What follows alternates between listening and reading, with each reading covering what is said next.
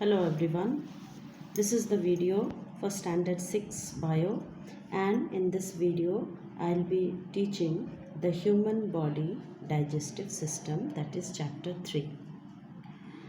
So children, before going into the details of the chapter, first we will know what is the function of digestive system.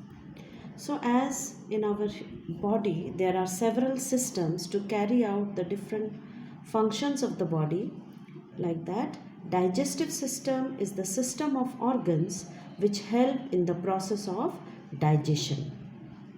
So first we should know what is digestion, and before that we should know why the process of digestion it is required. We all human beings or all animals, they consume different types of food items, and our cells in our body, they are very small in size, they are microscopic in size. So in order that these nutrients they will be utilized by the cells of our body, they have to be broken down into very small and simpler particles so that they can be utilized and absorbed by our cells. So for that we require the process of digestion. Now what is digestion? You can see here definition is given. It is the process by which the food that we consume is broken down into simpler substances, that is called digestion. Or you can say the process of breakdown of larger food particles into simpler forms is called digestion. Now for this process to occur, a few set of organs are required. These organs, they collectively form the digestive system. So how can we define digestive system? Digestive system is a system of organs which help in the process of digestion of food. Now we will go through the different organs of the digestive system. Children, see this diagram. Through this diagram I will try to explain the different parts. The process of digestive system or the organs of digestive system starts with buccal cavity, or you can say the mouth. Then after this mouth you can see here a long tube-like structure which is called the food pipe or esophagus. Next, this food pipe, it comes to here, you can see here this one, a bag like structure which is called stomach. After that you can see so much of coiled tube like structures. This is called the small intestine.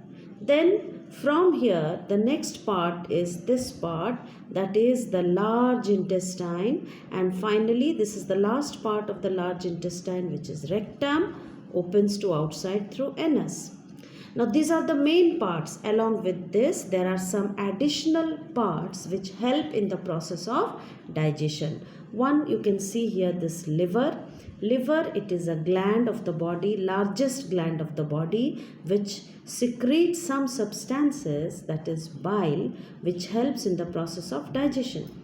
Again you can see here in the buccal cavity there are salivary glands. What do? They help in the secretion of saliva. We have saliva in our mouth that is secreted by this salivary glands. Now one by one we will see the functions of the different parts of the digestive system.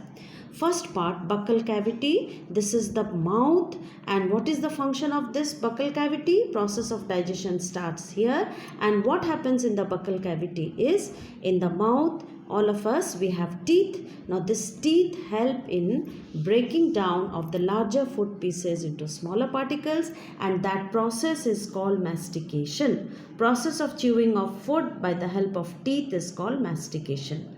Now when this food is masticated, the salivary gland, they will secrete the saliva, and by the help of the tongue the food is mixed with the saliva.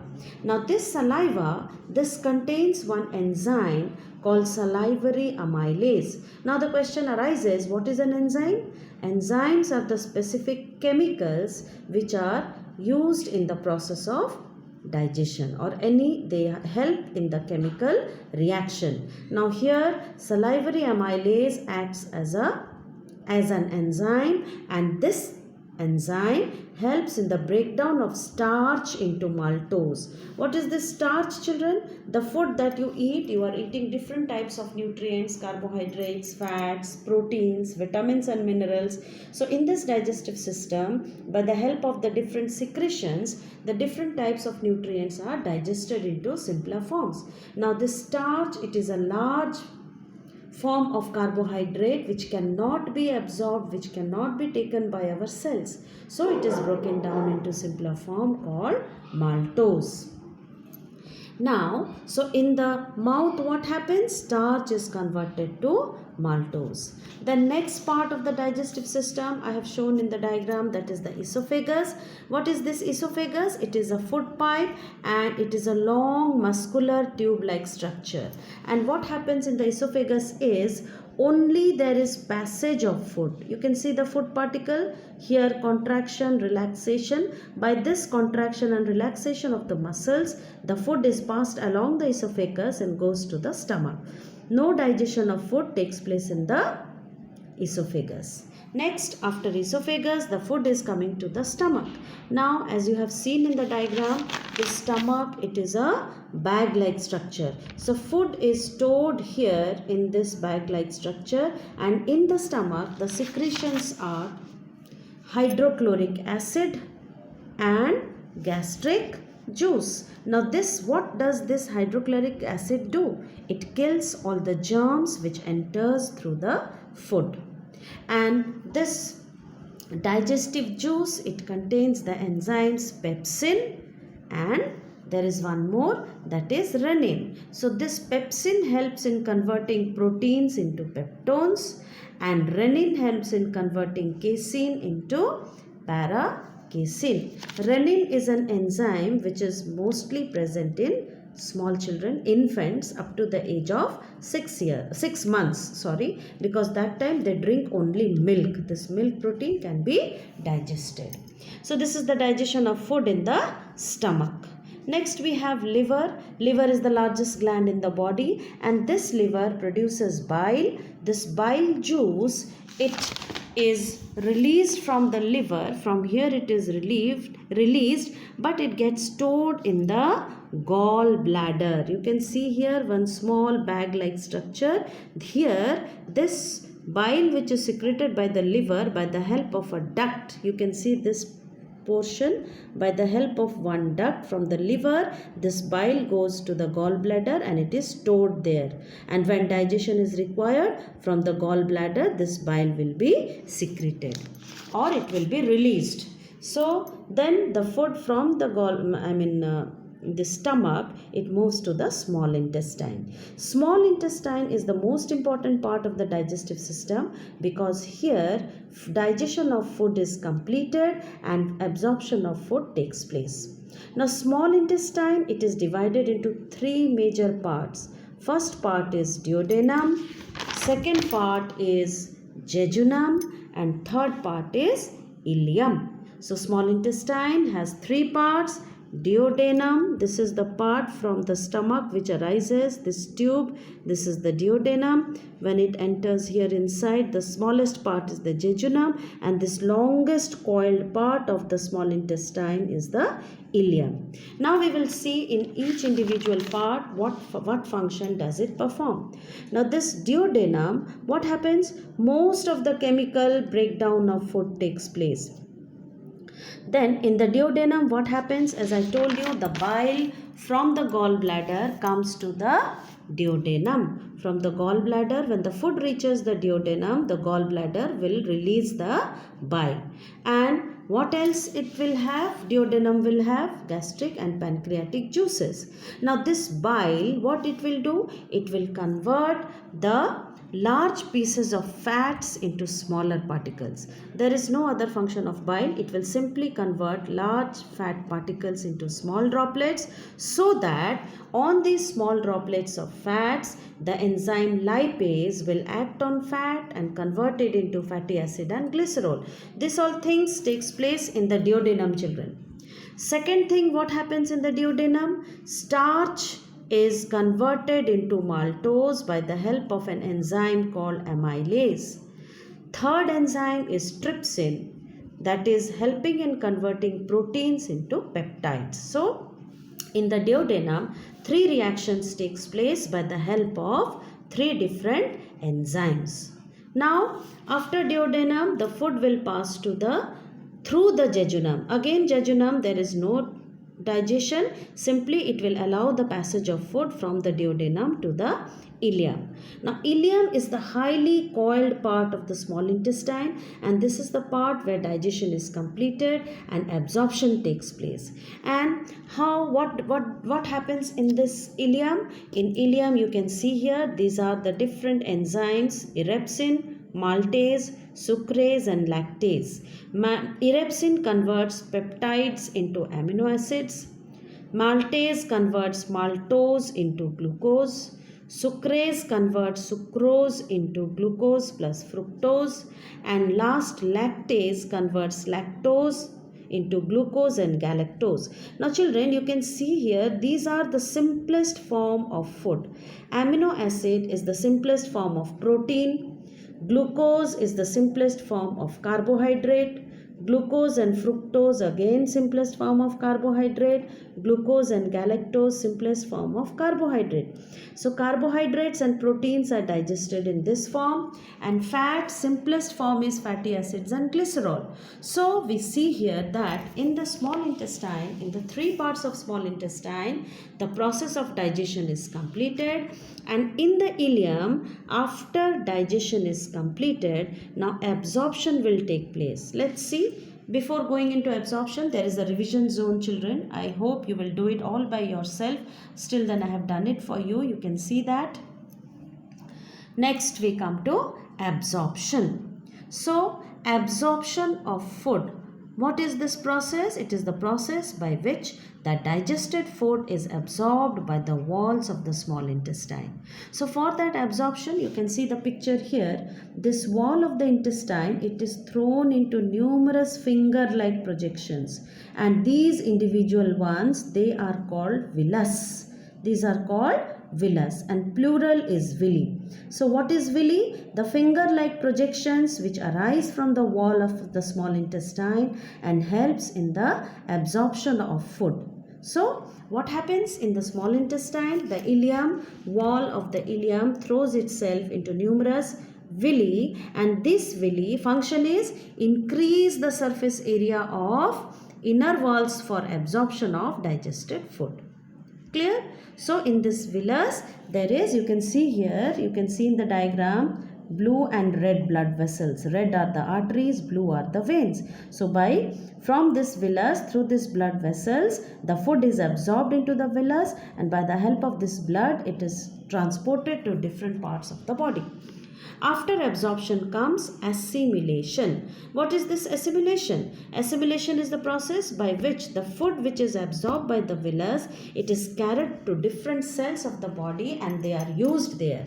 So, for what they are used? You can see here, definition I have written, the process in which absorbed food is taken in by body cells and used for energy, growth and repair. This is called assimilation. Once again, you see, process in which the absorbed food is taken in by the body cells and used for energy, growth and repair. So here in your book also it is given, you see, when the digested food, it is transported by blood to all body cells, they are either converted into products necessary for them or they are utilized for the activities. So what is the use of the body, this nutrients, unless and until it is utilized by the the cells, and that process of utilization is called assimilation. Let's see how the different food particles are assimilated.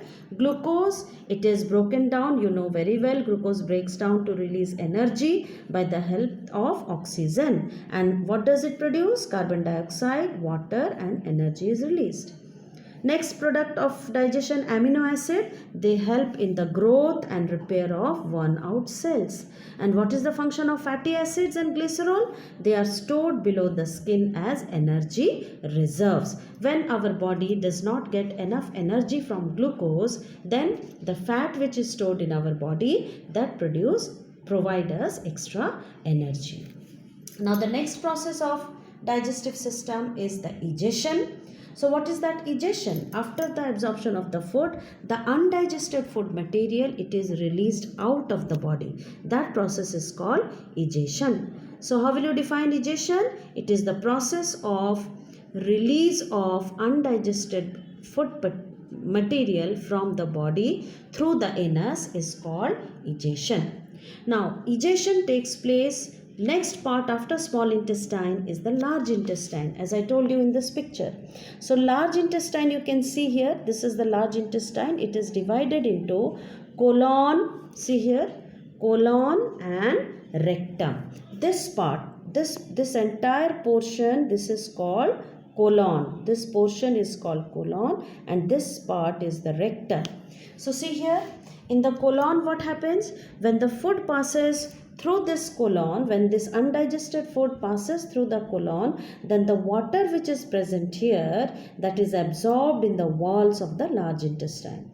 In the ileum, the solid food particle which is digested, that is absorbed, but in case of not solid, actually it is in the form of solution. So carbohydrate, proteins and fats, they are absorbed in the ileum, but water that you take in your food and you drink water, that is absorbed by the walls of the large intestine. Finally, the undigested food, it reaches the rectum. So this rectum stores the undigested food, and till what time it is stored? Until it is released out of the body, and thus releasing out of the body is called egestion. So children, with this we end up this chapter. So what did we learn in this chapter? That in this digestive system, the different organs are there. So starting with buccal cavity, then esophagus, stomach, small intestine, large intestine. Small intestine has three parts, that is duodenum, jejunum and ileum. Large intestine has two parts, colon and rectum. And finally, in the large intestine, in the rectum, the undigested food is stored before it is released out of the body. And also we have read that this process of nutrition, it involves 5 steps. What did we read? The different steps in the process of nutrition. If you remember, the first one, the food is taken in by the buccal cavity, that is called ingestion. Taking in of food by the buccal cavity or by the mouth is called ingestion. Second process we read is digestion, that is breaking down of the food into small particles. Number 3 is absorption, that is the process of taking in of digested food by the cells is called absorption. Next step is assimilation, that is, what is assimilation? That is utilization of the absorbed food by the cells of the body is called assimilation. And finally, the last step is egestion. What are these steps, children? These are the steps in the process of nutrition. Ingestion, taking in of food, then digestion, absorption, assimilation, egestion. So these are the different steps, and the diagram also I have shown in your book. Coming to the keywords, children, all these keywords are important. Please learn the definitions from the keywords. Now we move on to the exercise part. Choose the correct answer. I have done it for you. You can see that and mark it in your book. Fill in the blanks also. I have marked in the book. You please mark it. Yes, you can see very clearly. Then true false also I have done that for you. You can see that from the book and you can do it in your book. Now come to the answer the following questions. What is peristalsis? That is given in the keywords. You can see here, peristalsis is the process of contraction and relaxation of the food pipe or esophagus. I have added little bit. You please add that up to push the food down in the stomach. Up to this much you will write about